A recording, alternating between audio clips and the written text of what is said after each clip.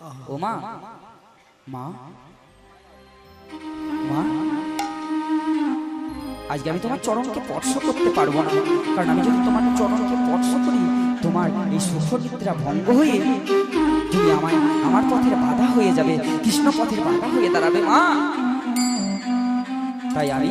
দূর থেকে তোমার চরণে প্রণাম জানিয়ে বলছি, আমি চলে যা,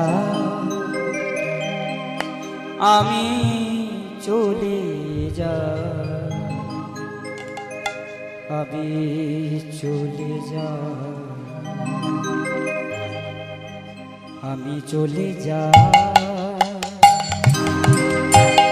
আমি চলে যা, আমি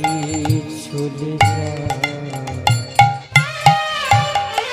আমি চলে